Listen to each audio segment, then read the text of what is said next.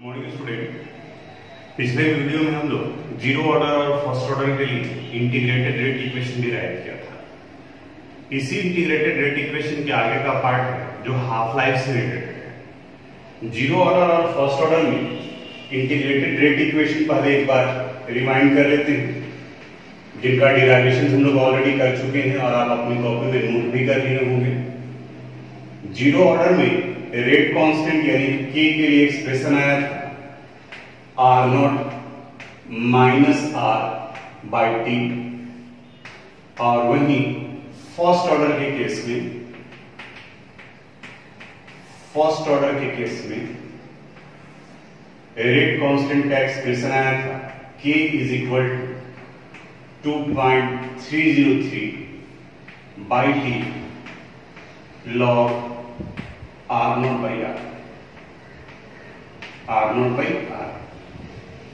यहां r naught initial concentration of reactant को कहते हैं, टी टाइम को कहा जाता है, और आर जहां पर आप न्यूमेरिकल बनाते वक्त कंफ्यूज करोगे, और इसलिए बार बार हम बता रहे हैं R left concentration of reactant को कहा जाता है। लेफ्ट यानी कि अब जो बचा हुआ है। जैसे आगे न्यूमेरिकल में भी इस बात को रिपीट करेंगे कि अगर कोई केमिकल रिएक्शन 20% कंप्लीट हो जा रहा है, तो 20% कंप्लीट हो गया तो आर नॉट का वैल्यू वहां 100 होगा, और आर जो लेफ्ट बचा हुआ है तो 20% कंप्लीट हुआ तो आर का वैल्यू 80 होगा। तो टी टाइम के बाद जो बचा होता है उसी को हम लोग आर से रिप्रेजेंट करते हैं। अब इसी में हाफ लाइफ एक टर्म आता है। रेडियो एक्टिविटी में भी आप पढ़े होंगे, अब तो ये केमिस्ट्री में नहीं है, फिजिक्स का पार्ट ये चला गया। हाफ लाइफ का मतलब होता है आधी जिंदगी। तो केमिकल रिएक्शन का भी हाफ लाइफ होता है, यानी वो टाइम जितने समय में कोई भी केमिकल सब्सटेंस का रिएक्टेंट अपने इनिशियल अमाउंट का हाफ बचा रहे, यानी कि हाफ पार्ट कंप्लीट हो जाए और हाफ बचा हुआ रहे, वो उसका हाफ लाइफ कहा जाता है। और हाफ लाइफ को हम लोग टी हाफ से रिप्रेजेंट करते हैं। यानी ध्यान ये देना है कि अगर इनिशियल कंसंट्रेशन को आप आर नॉट से रिप्रेजेंट करते हैं तो हाफ लाइफ टाइम के बाद में इसका हाफ पार्ट डिसइंटीग्रेट कर जाएगा और हाफ पार्ट बचा रह जाएगा, यानी कि बचा हुआ अमाउंट जिसे हम लोग आर से रिप्रेजेंट करते हैं, it would be equal to R naught by two. बस यही मेन कंसेप्ट है। Half life is the time in which the concentration of reactant become just half of the initial concentration, यानी कि अपने initial concentration का half जितने समय में बचा होता है वो उसका हाफ लाइफ कहा जाता है। दूसरे वे में आप ये कह सकते हैं half life is the time in which the chemical reaction completed it's half part, यानी कि हाफ पार्ट कंप्लीट करने में जो टाइम लगेगा that is called half life of the reaction. और उस हाफ लाइफ में टी को हम लोग रिप्रेजेंट करते हैं टी हाफ से, और आर को रिप्रेजेंट किया जाता है आर नॉट बाई टू। बस यही कंसेप्ट इन दोनों जगह पर पुट कर देना है। यानी कि अगर जीरो ऑर्डर के लिए हम लोग हाफ लाइफ निकालें तो उस कंडीशन में क्या डिराइवेशन आएगा? पहले जीरो ऑर्डर के लिए फिर फर्स्ट ऑर्डर के लिए निकालेंगे। फॉर जीरो ऑर्डर फिर से वही एक्सप्रेशन लिखते हैं। वी नो डेरिवेशन किए थे हम लोग, K is equal to R naught minus are by T, या इसी को अगर टी लिखें हम लोग तो ये वैल्यू हो जाएगा R naught minus are by T, यानी टी यहां आ गया और के यहां आ गया। और इसी को लिख सकते हैं, या टी की जगह पर हम लोग टी हाफ कर दें, यानी half life. Then left amount of reactant r, it would be equal to initial concentration of reactant का half r naught by two. अब जहां टी है उसकी जगह पर टी हाफ पुट कर दो, और जहां आर है उसकी जगह पर R naught by two put कर दो। Therefore T half would be equal to R naught minus R naught by 2 divided by के। अब 1 माइनस 1/2 कितना होता है? 1/2। तो r0 माइनस r0/2 करोगे तो ये r0/2 हो जाएगा। Therefore t half would be equal to, यहां एक्सप्रेशन आ गया ये r0/2 into k।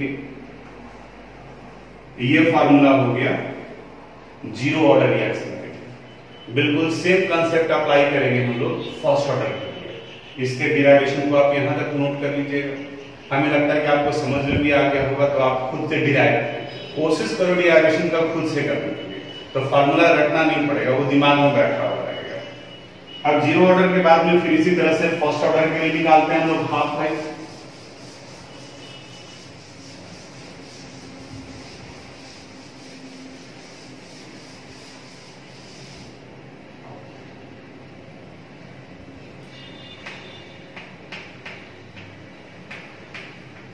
First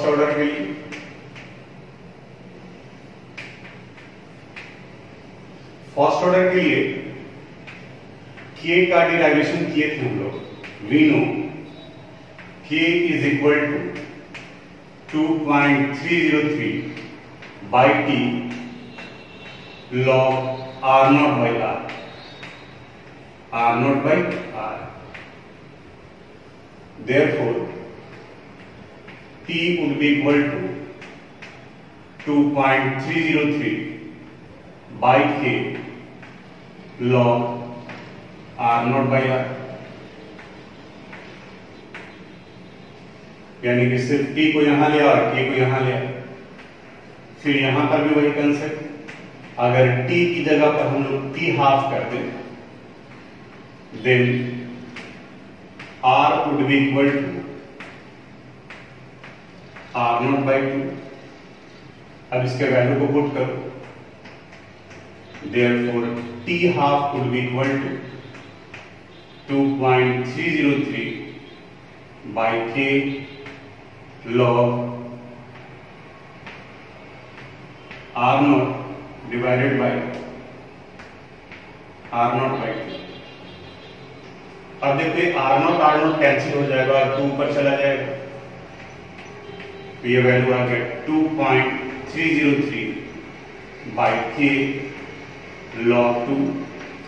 log 2 का वैल्यू आपको लॉग के समय बताए थे कि याद रखना होगा, इट इज 0.301। तो 0.3010 यहां अगर ये वैल्यू रखेंगे तो मल्टीप्लाई करने पर ये आ जाएगा 2.303 इंटू 0.3010 डिवाइडेड बाई के। ये मल्टीप्लाई करने पर वैल्यू आता है 0.693 बाई के टी हाफ के लिए। और यहां ये जो टी हाफ का वैल्यू निकला ये फर्स्ट ऑर्डर के लिए हो गया। यानी जीरो ऑर्डर और फर्स्ट ऑर्डर इन दोनों के लिए हम लोग इंटीग्रेटेड रेट इक्वेशन भी निकाल लिए। इनके लिए हम लोग हाफ लाइफ का वैल्यू भी निकाल लिए। अब इससे रिलेटेड एक बहुत ही कॉमन क्वेश्चन पूछा जाता है और बोर्ड में कई बार पूछा है, ध्यान से उसको समझिएगा। और स्टूडेंट कंफ्यूज होकर के जानते हुए भी आंसर गलत कर देता है। ये डिराइवेशन हाफ लाइफ का फर्स्ट ऑर्डर के लिए, इसको भी आप अपनी कॉपी में नोट कर लीजिएगा।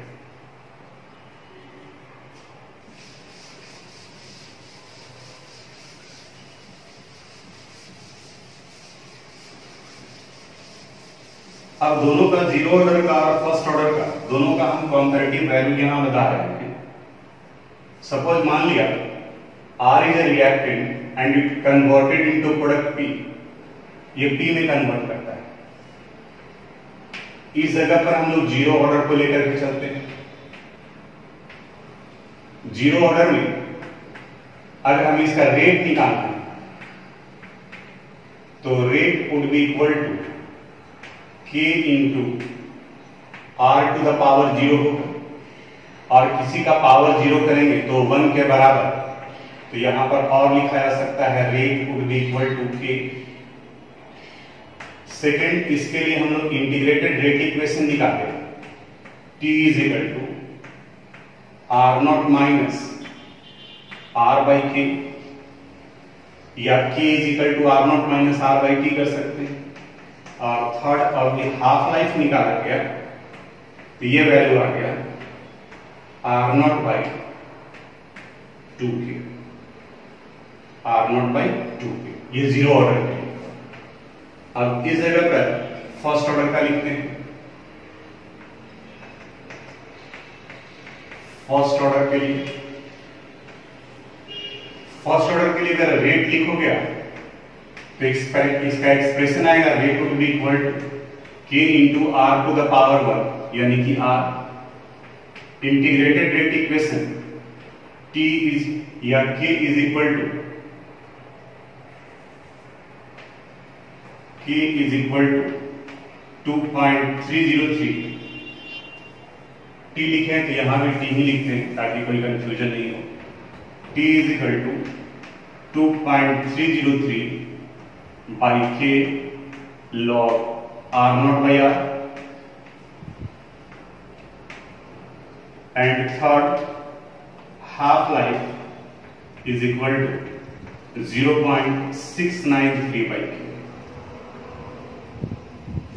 अब क्वेश्चन क्या पूछता है? जो क्वेश्चन जनरली रेट और हाफ लाइफ से रिलेटेड होता है। दोनों के रेट और हाफ लाइफ को गौर से देखो। अगर जीरो ऑर्डर के रेट को देखते हैं तो ये कंसंट्रेशन ऑफ रिएक्टेंट पे डिपेंड नहीं कर रहा है, लेकिन इनका half life concentration of reactant पे डिपेंड कर रहा है। वही फर्स्ट ऑर्डर रिएक्शन में रेट कंसंट्रेशन ऑफ रिएक्टेंट पे डिपेंड कर रहा है, लेकिन हाफ लाइफ में कहीं कंसंट्रेशन ऑफ रिएक्टेंट नहीं।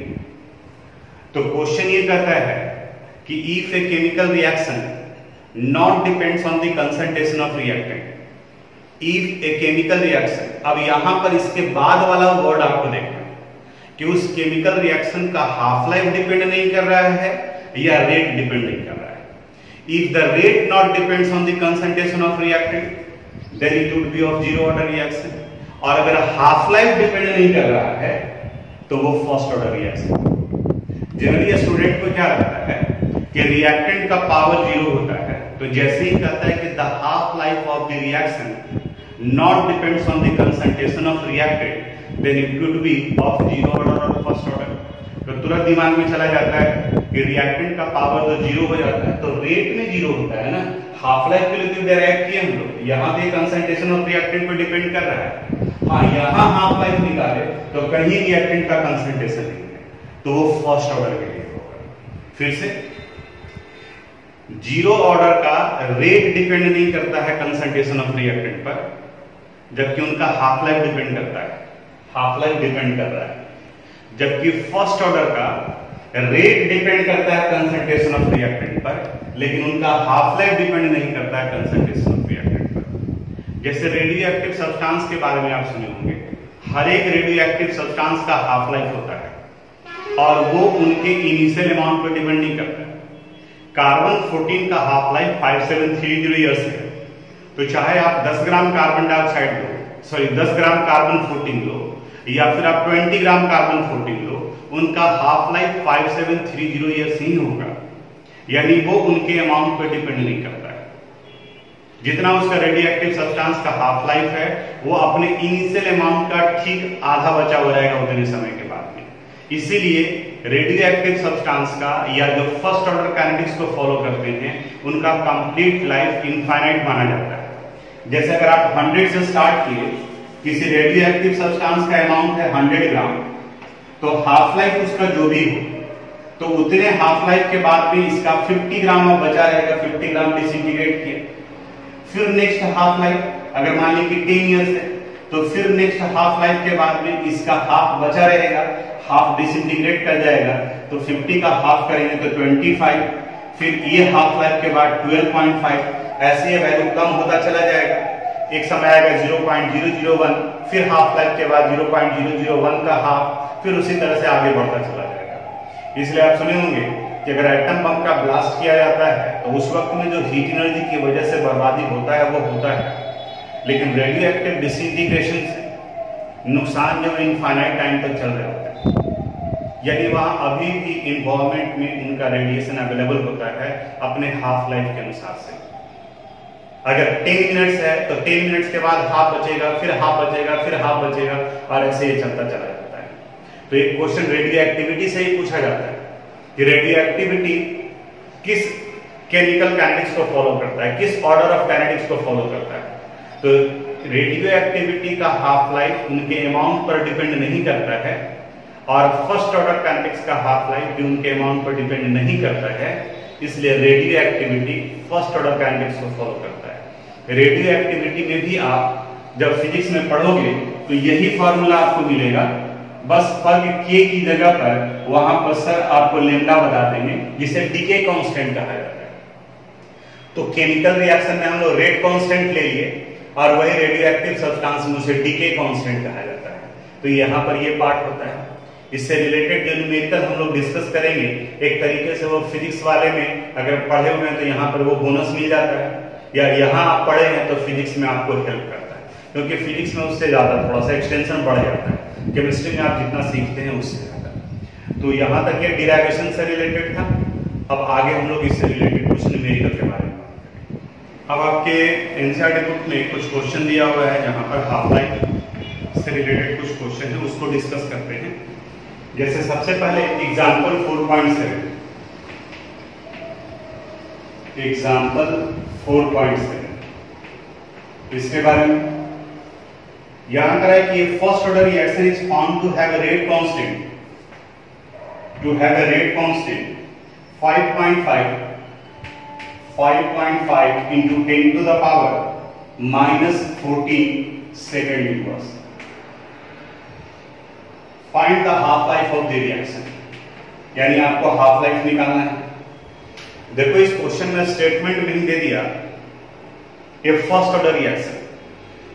बाय द वे, अगर क्वेश्चन में ऑर्डर नहीं इंडिकेट किया है तो आपके पास कंफ्यूजन हुआ कि ये जीरो ऑर्डर का है या फर्स्ट ऑर्डर का है, लेकिन आपको उसमें के का यूनिट हेल्प करेगा।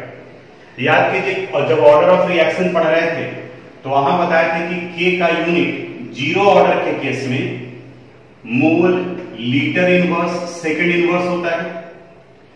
फर्स्ट ऑर्डर के केस में यानी जब जीरो ऑर्डर रिएक्शन है तो वहां पर के का unit mole litre inverse second inverse. First order के केस में सेकंड इनवर्स। सेकंड ऑर्डर के केस में इनका यूनिट आया था mole inverse litre second inverse. Third order के केस में इनका यूनिट आया था मोल -2 लीटर स्क्वायर सेकंड इनवर्स। तो ये भी आपको हेल्प करेगा। तो यहां देखो के का यूनिट है सेकंड इनवर्स, तो इससे भी पता चल रहा है कि ये फर्स्ट ऑर्डर रिएक्शन के बारे में बात कर रहा है। और जैसे ही ये पता चल गया तो फिर आप निकाल सकते हो। टी हाफ निकालना है, के दिया हुआ है। We know the formula T half is equal to 0.693 by K. तो के का वैल्यू दिया हुआ है, यहां पुट कीजिए, टी हाफ का वैल्यू निकल जाएगा। बाकी तो ये कैलकुलेशन है, इतना तो आपको करना पड़ेगा। इसके बाद एक्सरसाइज में क्वेश्चन है, इन टेस्ट में नहीं है, इन टेस्ट में एक स्टेप आगे बढ़ गया है, उसके बारे में भी बात करेंगे। पहले जो सिंपल हाफ लाइफ से रिलेटेड है उसके बारे में बात करेंगे, और इसी सीक्वेंस में आप बनाओगे भी, कंप्लीट भी करते चलो। एक्सरसाइज में क्वेश्चन है 4.13।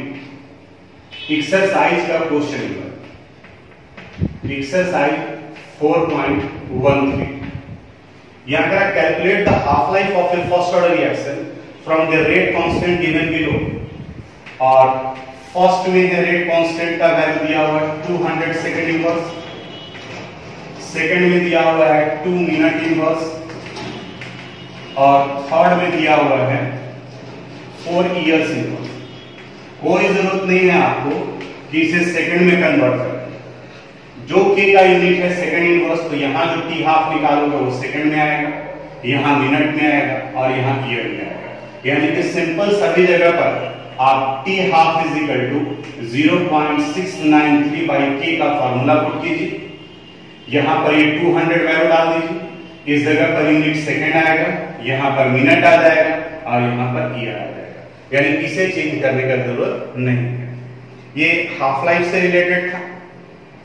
अब इसके बाद में कुछ और इससे रिलेटेड न्यूमेरिकल्स पर आते हैं। न्यूमेरिकल्स बनाते वक्त में कुछ एक चीज जो ध्यान देना होगा वो ये, अगर कहीं पर परसेंटेज यूज किया है तो वहां पर आप अपनी तरफ से R0 का वैल्यू 100 लोगे, क्योंकि R0 initial concentration of reactant को रिप्रेजेंट करता है। और इन्हीं परसेंटेज में जो हाईएस्ट वैल्यू होगा, जो मैक्सिमम वैल्यू होगा, वो 100 होता है। और वहीं अगर कहीं पर फ्रैक्शनल वैल्यू यूज किया गया है, फ्रैक्शन में दिया हुआ है, तो वहां पर आप अपनी तरफ से R0 के वैल्यू को 1 लोगे। फिर से, अगर कहीं क्वेश्चन में परसेंटेज टर्म दिया है और आपको इनिशियल पता करना है, तो अपनी तरफ से R0 के वैल्यू को आप 100 लेकर के चलोगे। और अगर कहीं पर फ्रैक्शन वर्ड यूज किया है कि 1/4 of the reaction completed, 1/5 of the reaction completed, तो उस कंडीशन में आप अपनी तरफ से R0 के वैल्यू को 1 लेकर चलेंगे, क्योंकि सारे परसेंट का सम 100 के बराबर और सारे फ्रैक्शन का सम 1 के बराबर होता है। यानी कि यहां डाटा न दिया हुआ है तो भी, और अगर अमाउंट दिया हुआ है तो फिर ठीक है। R0 इनिशियल होगा, R लेफ्ट अमाउंट को रिप्रेजेंट करता है, K और T इनमें से कोई एक वैल्यू दिया रहेगा। अब आते हैं न्यूमेरिकल्स पर, वो एक एक करके आपको बताते चलते हैं। कैलकुलेशन आपको करना होगा। अब इंटेक्स के क्वेश्चन पर आते हैं। इसका सारा न्यूमेरिकल्स हम डिस्कस कर देंगे, कैलकुलेशन आपको करना है। आप घर में बना रहे हैं, ज्यादा क्वेश्चन है तो आप कैलकुलेटर यूज कर सकते हैं। पर्पस है ये जोड़ घटाव सिखाना नहीं है मेरा पर्पस।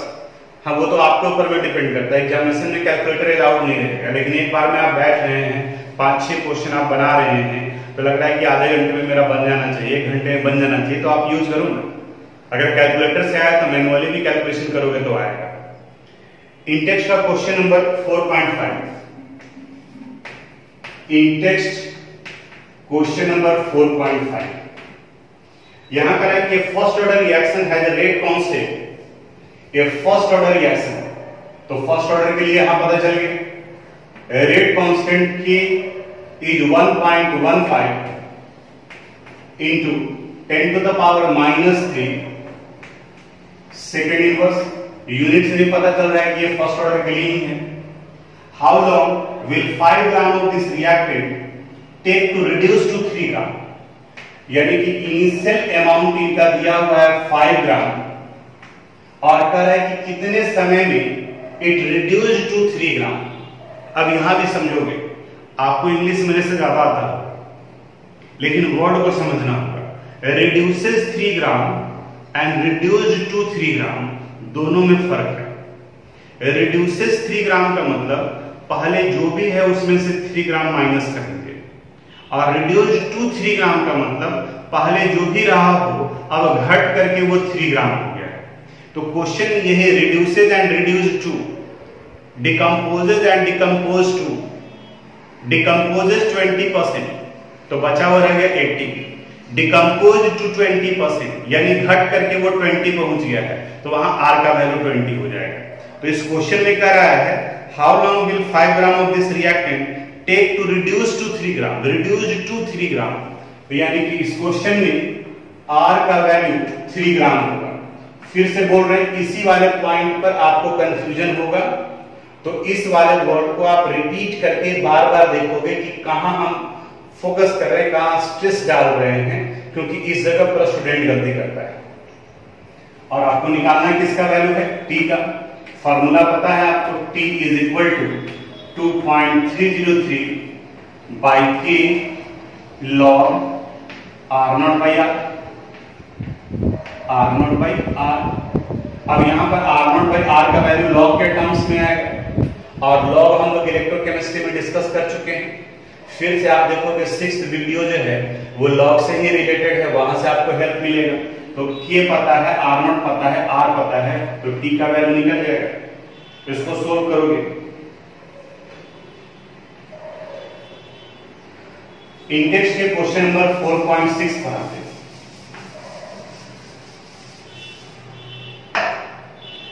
इंडेक्स क्वेश्चन नंबर 4.6 यह करें, time required to decompose SO2Cl2 to half of its initial amount is 60 minute. Half of its initial amount is 60 minute, यानी कि T हाफ का वैल्यू दिया हुआ है। T half is equal to 60 minutes. If the decomposition is a first order reaction, calculate the rate constant of the reaction. तो आपको किसका value निकालना है, K का वैल्यू। बताओ निकल जाएगा। फर्स्ट ऑर्डर है, T हाफ दिया और K निकालना है। तो टी हाफ के लिए फार्मूला पढ़े होंगे 0.693 divided by K, therefore K would be equal to 0.693 by T half. T half पता है आपको, यहां पुट करो, ये क्वेश्चन बन जाएगा। अब इसके बाद एक्सरसाइज के क्वेश्चन पर आते हैं। एक्सरसाइज के क्वेश्चन में कैलकुलेशन वाला पार्ट पहले जो आसानी से जो हो सकता है उसको हम लोग कर लेते हैं, उसके बाद में फिर आगे की तरफ